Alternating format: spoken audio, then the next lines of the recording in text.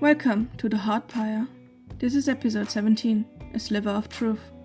This is the finale of season 1, so stay tuned till the end of the episode to learn more about season 2.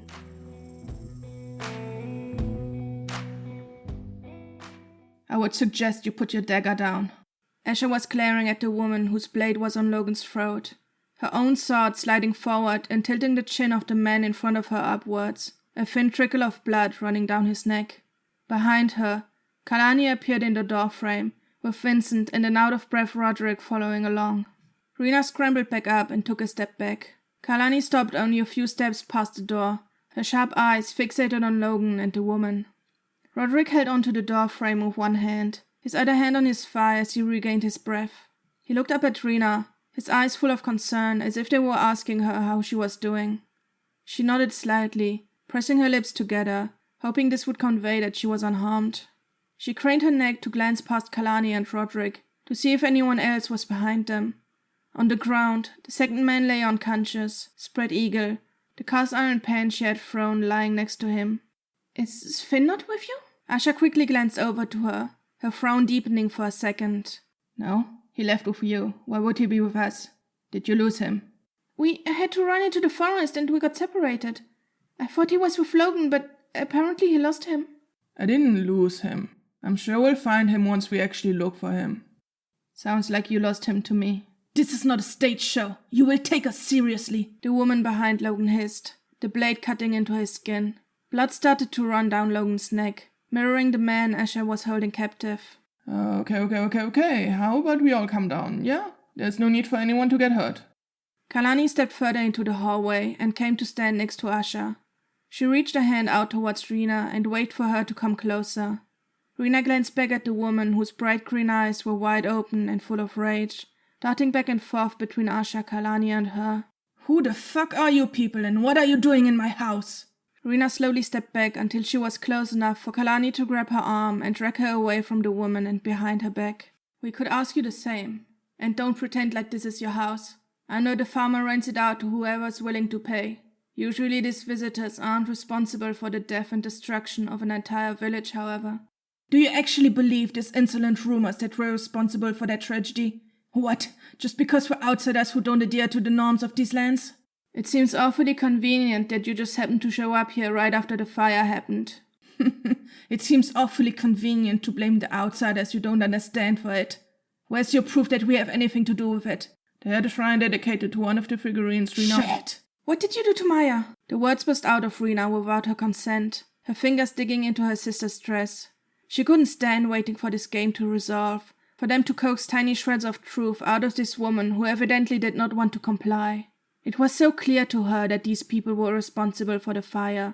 So why were they still wasting time trying to get a confession when there were more pressing matters to discuss?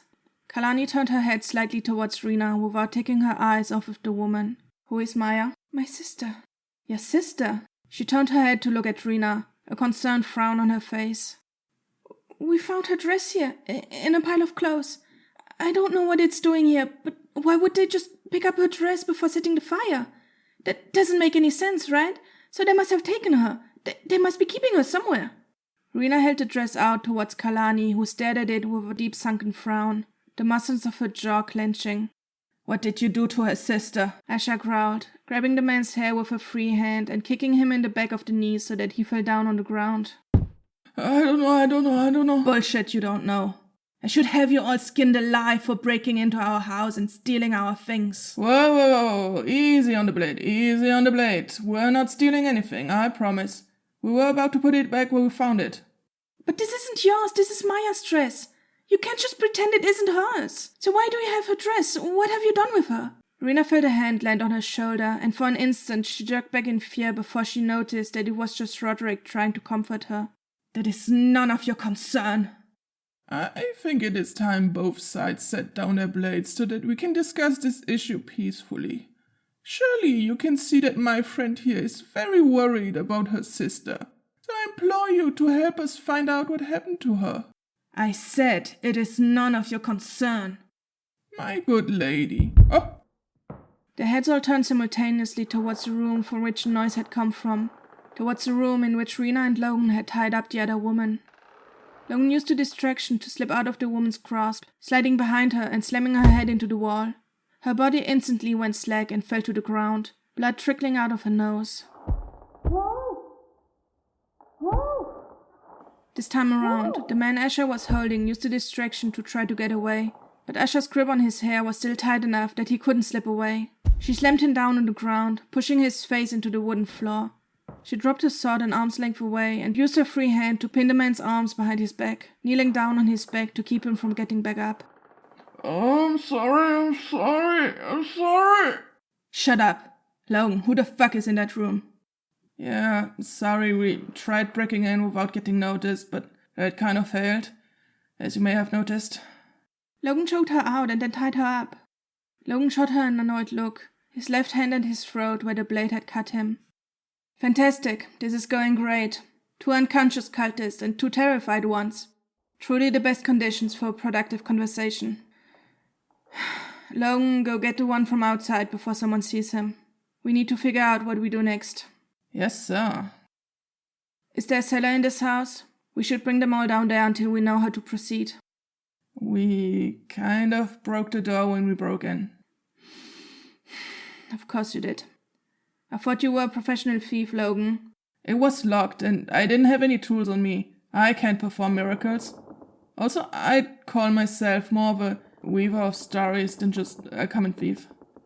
Then go grab the body and fix the door downstairs. We shouldn't be staying here for much longer anyway.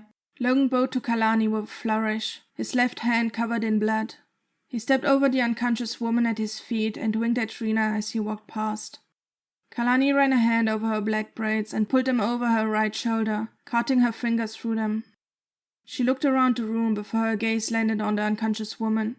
She looked at her for a moment before bending down and picking her up underneath her armpits, heaving her up and dragging her towards the stairs. She put her down with the back against the wall and waited for Logan to come back in with the other unconscious body. Rena crouched down and held her hand out for Vincent to come closer and sniff at her. Rena, my dear, are you all right? Her hand ran over Vincent's fur towards the back of his ear as he nuzzled his head into her hand. Rena looked back up at Roderick and shot him a small smile. Yes, thank you. I'm not hurt. Don't really know how to feel about the dress, but I'm happy to see Asher and you are unharmed. Oh, don't worry about us. We weren't in any danger at all. Logan and Kalani lifted the unconscious man up and carried him down the stairs, coming back up a few minutes later to carry the second body down. I almost expected not to see you again, Asher. I had half a mind set on staying at camp, but then we told Kalani what was going on here, and she got all concerned that you don't just say no to a woman like Kalani if she requests your services. Thank you for coming back. Could you please take your knee off of my back? No. Okay. Kalani came back up the stairs and walked over to Asher, squatting down to look at the man. If you cooperate, I'll tell her to get off of you. The man didn't say anything for a while. He simply looked up at her, spit drooling out of his open mouth that was squished against the floor. Or maybe we should go talk to your comrade in the other room. When the man still didn't answer, she got back up and walked over to the first bedroom to the left. She opened the door and walked in, Logan right behind her. Hesitantly, Rena got up and followed them in. The woman had managed to untie the tights around her legs and was now lying on her back, feet propped against the bed frame, trying to lift it up enough to get her arms out from underneath it. I wouldn't try anything stupid. Kalani sat down on the bed, quashing the efforts of the woman to get out of her bindings. Logan picked up one of the shirts that was still lying on the ground and pressed it against the wound on his neck. Rena only slowly stepped into the room, scooting aside to let Roderick and Vincent in after her. Asher stayed in the hallway, her knee still firmly planted on the man's back. Vincent slowly came up to smell the woman, who turned around in panic and scrambled away from him until her back hit the bed. Please don't let it hurt me. Sure, if you tell us what we want to know. What? I can't help you. I don't know anything. Where's Maya? I don't know any Maya. The girl who had this dress on, where is she? I don't know anything about that. Kalani kicked her thigh, making the woman jump. Answer her. I'm sorry. I really don't know anything. I just do what I'm told, and they told me to fold the laundry. But the dress doesn't look anything like the rest of your clothes. I didn't question it. Now that's a load of bullshit. There really is no use in lying to us. We simply want to know where her sister is. I don't think that's such an unreasonable question to ask, do you? You're not the kind of people I'm allowed to tell anything. You see your friend over there? He doesn't seem too comfortable to me. If you help us, we help him. If you don't help us, well... There is nothing you can do to us that would make me abandon my faith. Right. You guys are those kind of people. But you're okay with this? With destroying whole villages and killing hundreds of people? Even if you're not the one setting the fire, you're okay with the others doing it?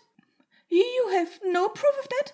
And in the hypothetical case where we were responsible for these fires, and this is by no means an admission of guilt, there would be a righteous reason for these actions that is more sacred and important than any individual human lives that might be lost along the way, even if their deaths would be tragic. What are you even talking about?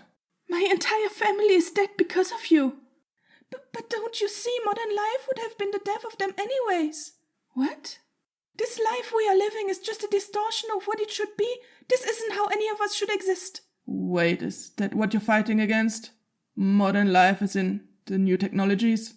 The lights and machines and the train? Is my family dead because you don't like that they're building a train line? No, you misunderstand. No one said anything about the gas lamps or the trains. I quite fancy the train, actually. Maybe one day we'll be able to ride on it. Maybe one day we'll all be able to ride on it. But that is exactly the problem, that all these people in power keep us regular folks away from everything that is good. That they are the one deciding what we are allowed to do and what our lives are supposed to look like and which provinces get help and which get forgotten.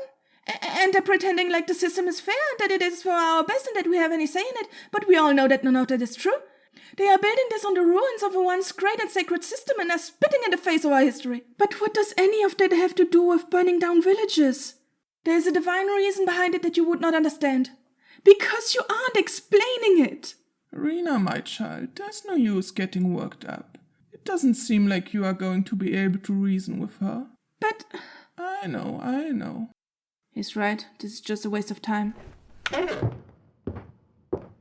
How about you tell us where you brought her sister? And let's stop pretending like you don't know or like you guys aren't responsible for the fires. The both of you, alright? You either tell us now or someone gets hurt. I can't. The woman pressed her lips together in a thin line and turned her head away from them. Asha? I can't. The two of you remember those scrolls you have near the altar, right? The really old ones? The ones that look important and irreplaceable and like they mean something to you? Would be a shame if something happened to them, don't you think? The woman's head whipped around to stare at Logan with wide-open eyes. You wouldn't dare! Logan looked up at Kalani with a smirk. Got him? I do think we would dare. Go get them for me, Logan.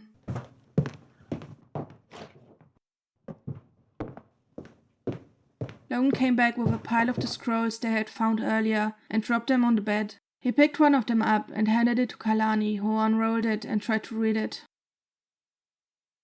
What is this? We don't really know. It's written in a language we can't read, but we also found one that had drawings on it. Logan should have that one. We think maybe it has something to do with the old gods. Roderick stepped forward and joined the other two near the scrolls. Let me take a look. Can you read this? I don't think so. I do have an acquaintance who can, however. Right. Kalani squatted down in front of the woman and held a piece of parchment up to her. I don't need to know what's written on here to figure out that a lot of you care about it. So why don't you help us out, and then nothing will happen to them?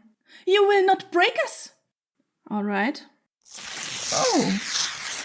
Tears started gathering in the woman's eyes as she stared at the paper in front of her, slowly getting torn in two. How many of these can you fathom losing? There's also a fireplace in the other room. The woman's eyes darted up to Logan, filled with rage, a tear finally rolling down her cheek. We don't need to go to those extremes. They are historical artifacts after all. That decision is entirely up to our two friends here. We only want to know one thing. Where's Rena's sister? Please. You don't understand what you're doing? Stop, please. I'll talk. Michael! Please don't destroy the scrolls, please. I can tell you where she is. Finally, someone who's reasonable. Asha, get him up. Kalani stood back up, letting the fragments of parchments fall down onto the woman's lap. Asher heaved the man up by the lapel of his shirt and turned him around to march him into the room. Michael, you know what Inkra will do to you if you tell them anything. A wrath would be greater if they destroy all of the scripture. Michael, it's Michael, right? I don't know who this Inkra is, and I'm truly sorry if we are the reason you get into trouble with her. But I need you to tell me where my sister is. Is she all right? You didn't hurt her, did you? I don't know. We're just a cleanup crew. We only arrived after the fire, I swear. We're just here to talk to the locals and advise Captain Silek. We didn't even meet the first crew. They had left the building before we arrived. Most of the stuff, it's theirs. It's always like this. We're just here to clean up after them. But you said you knew where she was. Yes. Well, there are only a few places where they could have brought her. That doesn't sound like you know exactly where she is. No. I do. It's northeast of here. It's just over the border in Baidan. It's the most likely place where they would have brought her if she's still alive. It's our closest base from here. I will have to report this treason to Inkra, Michael. Inkra will understand. She would have done the same. I think I know the place he's talking about. There's an old abandoned monastery in the hills near Tarkot's Bridge. We already discussed it earlier. I remember it having some symbols that we also found at the ruins of Minas Knee. Seemed quite plausible that they might have been connected. All right, seems like we're crossing the border today. You're coming with us, Michael. Roderick, we're taking your wagon. Horses would be faster, but we'd have to find enough of them first. Wait. No. You can't take me with you. I told you where it was. You don't need me anymore. And your comrade clearly knows what I'm talking about. I wouldn't be of any further help to you. Serves you right, Michael, for just telling them all our information? I promise we won't hurt you, Michael. Maybe you can talk to the people at the old monastery and tell them to release my sister. I'm sure they'd listen more to you than to any of us. Please. Let's go. We're wasting time. What about her? Tie her up properly and then leave her. Someone will find her sooner or later. They left the house soon after. Logan had tied the woman's legs together again and had gagged her with one of the tights. She didn't complain or try to fight back for any of the procedure, but her eyes were still filled with rage. Kalani led the way out and told them to place their prisoner in their midst. Asher let go of him, but still kept an arm around his shoulder, so he wouldn't run away, but it also wouldn't look too suspicious as they walked out. They moved swiftly without running, heading to the northern road where they had left Roderick's wagon. They managed to cross the village without any major incidents. Michael didn't even try to run away or call for help. He simply walked alongside them and murmured something Rena couldn't make out. Until they reached the wagon, Rena was on edge, waiting for someone to catch up with them. But soon she sat on the front bench of the wagon next to Roderick, the rest of their crew in the back, and the wagon rumbled to life. She was still clutching her sister's dress, her fingers twisting into its fabric. She didn't know how to feel about the situation, about the anticipation that her sister might still be alive. Tears filled her eyes and fell in thick drops down her cheeks and onto the dress. She didn't want to hope, didn't want to get her heart broken once more if their new journey didn't lead them to Maya. Maya, who was only a year younger than her, who had never been afraid of the forest or the dark, even when Rena had still been scared. Maya, who had loved the night and the stars and the moon and listening to the wind glide over the ocean. Her beloved Maya, who she had not dared to think about much over these last few days because she was scared she wouldn't be able to bear the pain of remembering her. She pressed the dress against her face and took in a deep breath, but the fabric didn't smell like her sister anymore. It didn't even smell like the fresh laundry she was used to, as if any remnants of her old life had been denied to her. Halt! She looked up, and next to them on the road on both sides were guards on horses, trotting along to keep up with the wagon. Good afternoon. What seems to be the problem? Roderick talked to them without even the semblance of wanting to stop the wagon. I said halt. Stop your vehicle right away. We are simple merchants on our way up north. There is no need to yell at us. Is there a reason why you want me to stop? I ask because I would prefer not to, as it is quite the ordeal to get this beauty started. On the orders of Captain Silek, each wanderer on these roads has to be inspected. From behind the guard to their left, another mounted guard appeared, riding their horse in front of the wagon before stopping in the middle of the road. Rena looked back behind the wagon and was shocked to see that another 3 guards were riding behind them. What horrified her even more was that riding beside them, with a drooping right shoulder and bloodied arm, was the woman with the piercing green eyes they had left in the cellar of the house. She turned around to Roderick, leaning closer to him. "There are more behind us, and the lady who held a knife to Logan's throat is with them." Roderick nodded once without taking his eyes off of the road in front of them. He seemed to think for a while, his eyebrows knitting together in apprehension. "Hold on to something." The wagon lurched forward before Rena could actually hold on to something, and she was thrust back, the back hitting the wagon hard. Roderick steered straight forward, towards the guard that had planted their horse on the road in front of them. The wagon shook violently, and Rena scooted forward, only managing to not drop off of the bench by pressing her foot into the wooden paneling in front of them. Roderick didn't budge from his path, and for an instant Rena was truly afraid they were about to run into the guard and their horse. She closed her eyes and brought the dress up to her face in anticipation, but no collision came. She dared peek out again and saw that the road in front of them was empty. The shaking of the wagon was so violent that it almost felt like the vehicle was about to fall apart. But even with the effort it put out, it wasn't anywhere close to how fast a horse could run, and soon the 2 guards to their sides appeared next to them again. The one next to Rena tried to grab her, grasping for her leg, but the shaking was so intense that he couldn't reach her. She tried to kick him away, but it just made her slide further down the bench to the point where she got scared she would fall out. Next to her, Roderick had the same problem, with the other guard trying to get a hold of his steering wheel. Vincent tried to snap at the guard's hand, but even he had difficulty standing upright. The guard next to her finally managed to get a grip on her, his hand digging into her sister's dress. She tried to kick him off, tried to throw him off of his horse, but the agitation made her slide off of the bench and fall down onto the footrest, and as her back hit the floor, the shock made her lose grip on the dress. The guard discarded the dress right away, throwing it onto the road behind him. Rena tried to push herself upright again, tried to get away from the guard's hand, but he managed to get a hold of her ankle and yanked her forward, not enough to pull her off of the wagon right away, but enough that her legs were dangling off of the edge. She tried to grab onto the wagon so she wouldn't fall, tried to claw at the ground and drag herself back up, but there was nothing she could do. She fell off, tumbling to the ground, hitting the floor hard, all the air in her lungs being violently expelled. She rolled forward a few times and then landed with her face in the dirt. She looked up to see the wagon having veered off of the road and crashed into a tree, the second guard pulling Roderick away from the vehicle. Vincent leapt off of the remains of the wagon and onto the guard, making him lose his grip on Roderick and fall backwards into the forest. The back door of the wagon burst open and the rest of her companions rushed out. Asha jumped out first, her sword ready in her hand, a stream of blood running down the side of her face and down her neck. Logan was right behind her with a heavy-set cast-iron pen in his hands, the towel he had tied around his neck to bandage his wound a deep crimson red. Rena scrambled back up again, even though her back and her legs hurt like nothing she had ever felt before. The horse in front of her stopped, and the guards dropped down to the ground. She turned around and tried to run away, but she was quickly surrounded by the other horses. She turned back around to find the guard lying on the ground, Logan next to him with 2 hands around the cast-iron pan. "Run!" I can't Just run!" A horse came up beside them, the guard trying to grab at Rena. He was yanked back from the other side and fell off of his horse. "Forrest, now!" And so she did.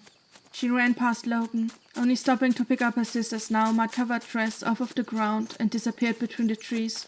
She picked the skirt of her dress up and clutched it tight to her chest, bundling it up with her sister's dress so she wouldn't lose it. She didn't know how long she was running for, or where she was running towards. She only stopped because her legs became weak and her foot caught on a root and she fell to the ground. She was out of breath, her mouth dry, her heartbeat hammering in her chest and her head. She tried pushing herself back up, but her body couldn't take it anymore. She scooted closer to a tree and lay down on the ground next to it, hoping that no one would find her there. She wished the fox would show up again, that it would lead her to safety again. But she waited, and it never showed up. Her eyes became heavy, impossible to keep open anymore, and she felt herself drift away. Her eyes shot open again, her whole body tensing. She held her breath and waited. The footsteps seemed slow, sluggish, like someone who was exhausted or injured. A figure appeared from behind a tree, staggering towards her, and tripped over a protruding root, collapsing on the ground. "Oh my stars, Logan! Are you alright? Logan! Logan, wake up!"